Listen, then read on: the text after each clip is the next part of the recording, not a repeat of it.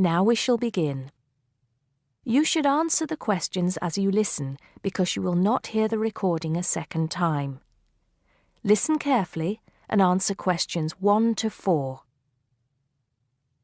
Smart Electricals, Mike speaking. How may I help you today?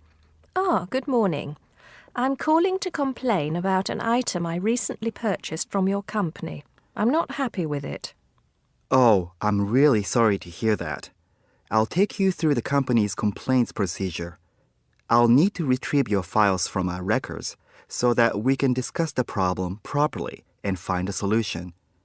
I'll need to take some details from you first. Is that okay? Okay, but I don't have a lot of time. Will it take long? Not long, madam. Can I first take your name? Yes, it's Susan Yorke, Yorke. Okay. Can I have the address, please? Yes, it's Flat 1, 25 Alpine Avenue. That's ALPINE Avenue, Harchester. The postcode is HA6 5LD. Okay. Next.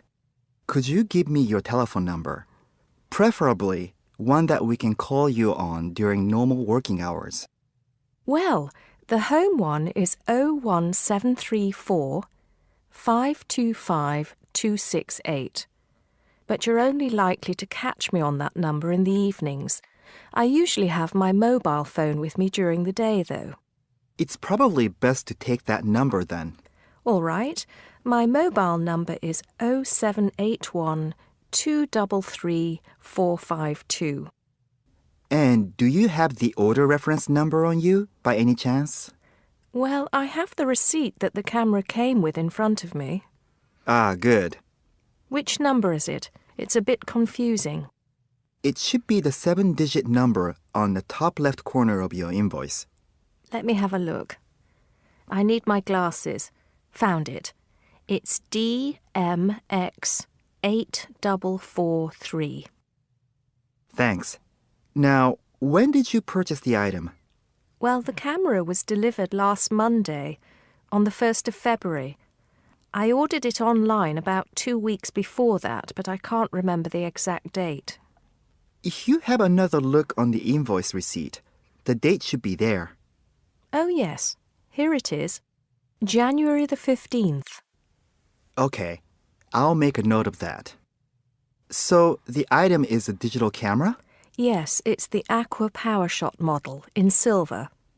Thank you. Did you take out any kind of insurance when you bought it? Well, no, it was on special offer. I didn't need to pay any extra for the insurance because it came with a special 4-star policy. Well, it means you're fully covered for at least another 3 years. Before you hear the rest of the conversation, you have some time to look at questions 5 to 10.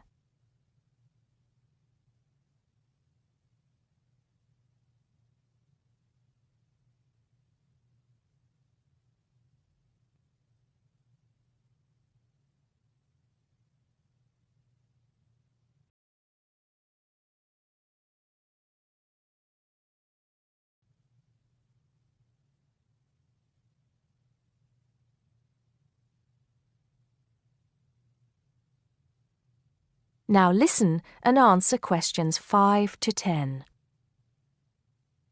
Right. What is the problem? Yes, the first thing is that it came with 1 memory card in the box when there were supposed to be 2. Oh dear, I'm terribly sorry about that. It must have been an oversight in the packing department. I can do something about that straight away and get one sent out to you. Well, that's not the only thing. I bought it as a present for my niece because she loves swimming. It said on the website that it was waterproof, but when she took it on holiday and tried to use it underwater, it got ruined because water got into the lens. You can imagine how disappointed my niece was. I certainly can. Were those the only problems? No, there was one other thing. It came with a case to protect it. When I opened the box to take the case out, I saw that it had a big scratch on it. We're really sorry about that. I can offer to have the camera repaired for you. In the event that it can't be repaired, we'll send you a replacement. I don't think so. Seeing as it was faulty in the first place, I wouldn't want another one. I think I'd rather have my money back. Can I get a refund? Yes, of course. If you send it back to customer services, I'll make sure it's dealt with. Thank you very much. That is the end of part 1. You now have half a minute to check your answers.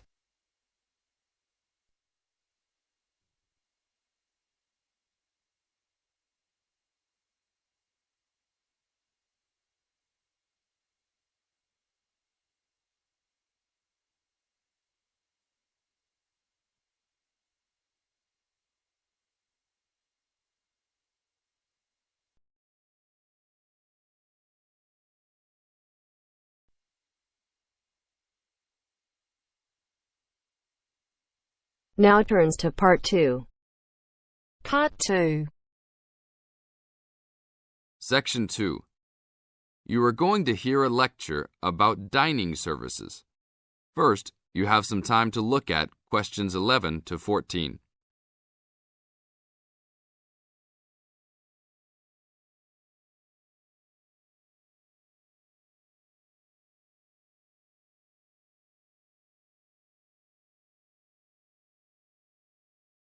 Now listen to the tape and answer questions 11 to 14. Welcome to the Dining Commons. This is the newest facility on campus, and I'm proud to say, also one of the best. I know that all university students miss eating home-cooked food. Well, this year, we are hoping to provide students with food and services that will make you feel at home, even without your family. The administration has been listening to the voice of the students. Students gave us frequent suggestions last year as to how we could improve the university. One of the most frequent suggestions was improving the dining options. We have been working hard all summer to come up with ideas that will make student life in the dormitories more pleasant. One of the new options we are offering in the dining facilities is variety in student meals. Last year, there was a set menu for every dinner, so if students didn't like the food, there was no choice.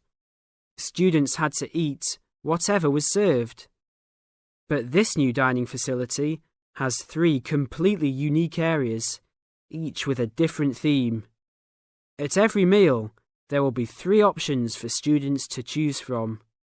For example, there might be Italian food at station number 1, which might consist of pizza and pasta. At station number 2, there would be American food, consisting of hamburgers and hot dogs. At station number 3, there could be vegetarian soups and salads, accommodating all the vegetarians. We hope that with the greater selection of food, all students will find something to their liking. Now look at questions 15 to 20.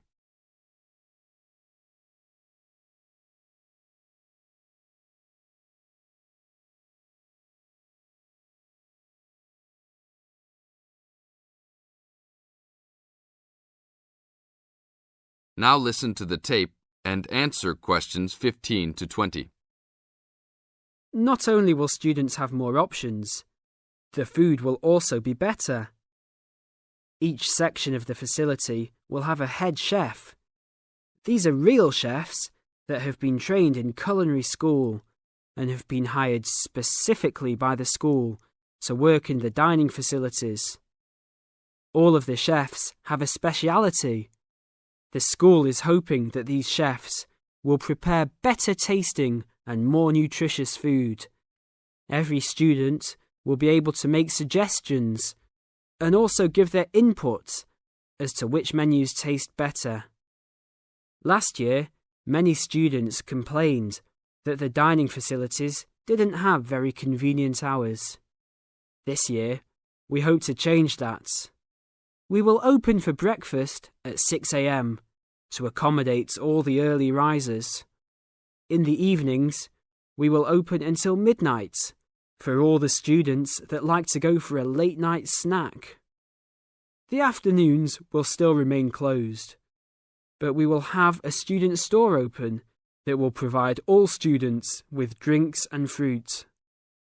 The student store will be open every day from 2 p.m. to 5 p.m.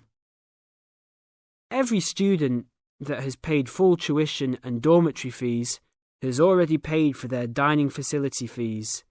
Students can eat at any time and in any amount for free. If you are a student that does not live in a dormitory, you can still purchase a dining facility card. This card will entitle you to the full services of the dining facility. This card is available only for students and is not open to the general public. If you are not a student and wish to dine here, you must purchase meals at the door. There are a few rules to follow. Even though we do not limit the amount of food that can be taken, we do not want students to waste food. Please do not take more than you can eat. Also, every student must clean his or her own trays and plates. We will provide plates and trays for student use, but please do not abuse these items. Please do not leave your plates on the tables. Your parents are not here to clean up after you anymore, so I hope all students will be responsible. Thank you for your attention and enjoy the upcoming year. That is the end of part 2. You now have half a minute to check your answers.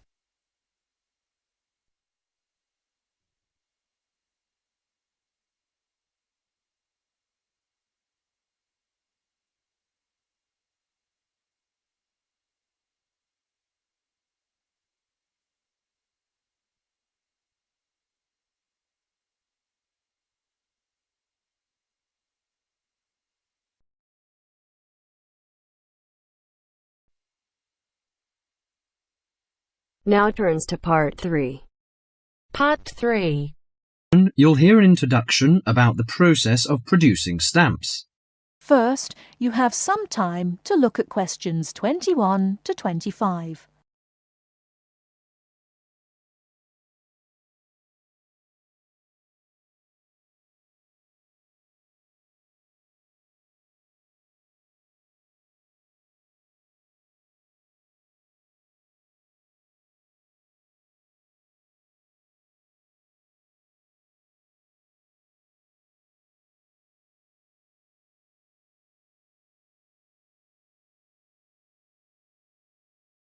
Now, listen carefully and answer questions 21 to 25.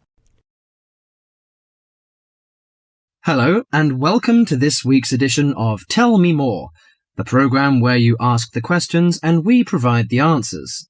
And we've had a wide variety of questions from you this week. And the subject we've picked for you this week, in response to your many letters, is the production of postage stamps. And as usual, we've been doing our homework on the subject. So, who designs the postage stamps that we stick on our letters? Well, in Australia, the design of postage is in the hands of Australia Post. In Britain, it's the Royal Mail that looks after stamps, and it seems that both countries have a similar approach to the production process. We discovered, to our surprise, that it can take up to 2 years to produce a new postage stamp.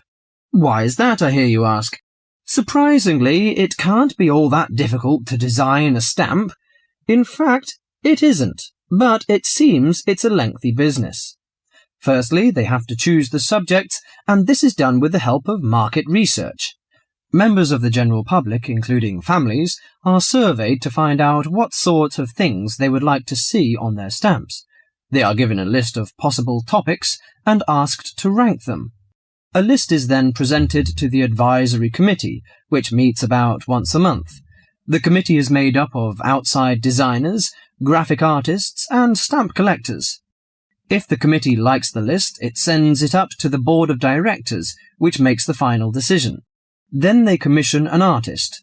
In Australia, artists are paid $1,500 for a stamp design and a further $800 if the committee actually decides to use the design.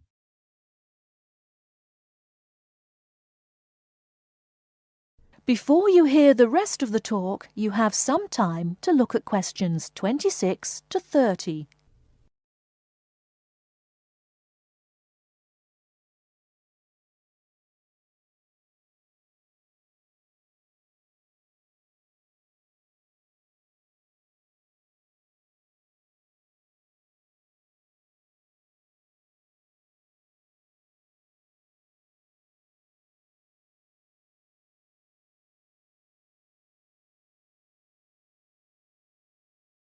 Now listen and answer questions 26 to 30. So there's a possibility that a stamp might be designed, but still never actually go into circulation. So what kind of topics are acceptable? Well, the most important thing is that they must be of national interest. And because a stamp needs to represent the country in some way, characters from books are popular, or you often find national animals and birds. So, of course, the kangaroo is a favourite in Australia. With the notable exception of members of the British royal family stamps, no living people ever appear on Australian or British stamps. Every year, the Royal Mail in Britain receives about 2,000 ideas for stamps, but very few of them are ever used. One favourite topic is kings and queens. For instance, King Henry VIII, famous for his 6 wives, has recently appeared on a British stamp together with a stamp featuring each of his wives. But despite the extensive research which is done before a stamp is produced, it seems it's hard to please everybody. And apparently all sorts of people write to the post office to say that they loved or hated a particular series. The stamp to cause the most concern ever in Australia was a picture of Father Christmas surfing at the beach. And when you consider that the practical function of a stamp is only as a receipt for postage, I think perhaps the importance accorded to stamps has got out of all proportion. Well, that's all for today. If there's a subject you want us to tell you more about, drop us a line at... That is the end of part 3. You now have half a minute to check your answers.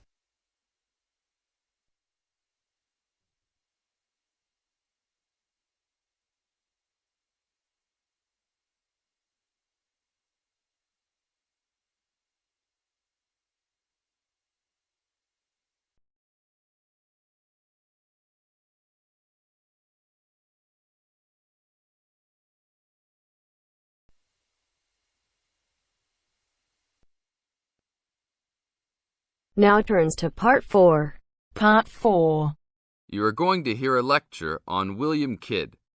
First, you have some time to look at questions 31 to 40.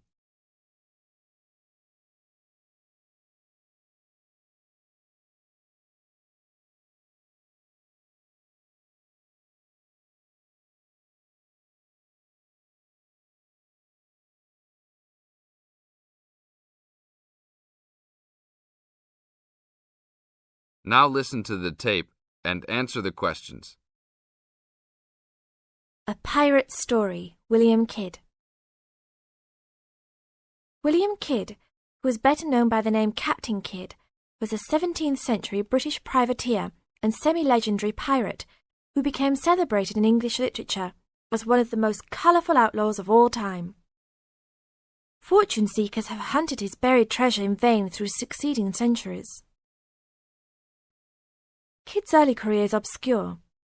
It is believed he went to sea as a youth. After 1689, he was sailing as a legitimate privateer for Great Britain against the French in the West Indies and off the coast of North America.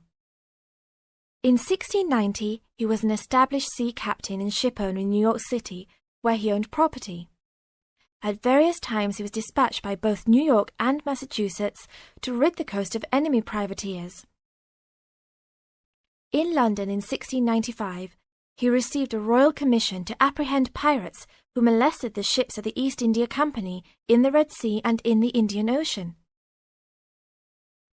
Kidd sailed from Deptford on his ship, the Adventure Galley, on February 27, 1696, called at Plymouth, and arrived at New York City on July 4th to take on more men.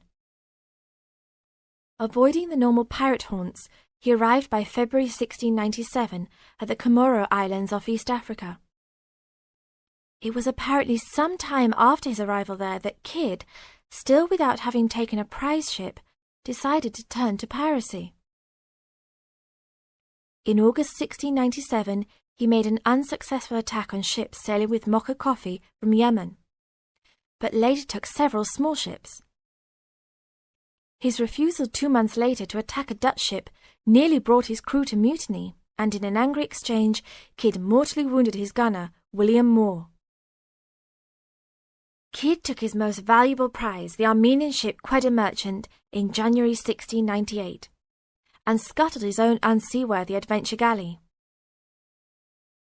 When he reached Anguilla in the West Indies, April 1699, he learnt that he had been denounced as a pirate. He left the Quetta Merchant at the island of Hispaniola, where the ship was possibly scuttled. In any case, it disappeared with its questionable booty, and sailed in a newly purchased ship, the Antonio, to New York City, where he tried to persuade the Earl of Bellomont, then colonial governor of New York, of his innocence. Bellomont, however, sent him to England for trial, and he was found guilty, May 8th and 9th, 1701, of the murder of Moore and on 5 indictments of piracy.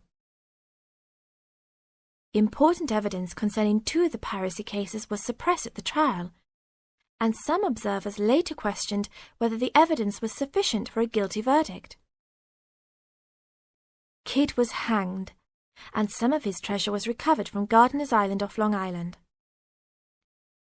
Proceeds from his effects and goods taken from the Antonio were donated to charity.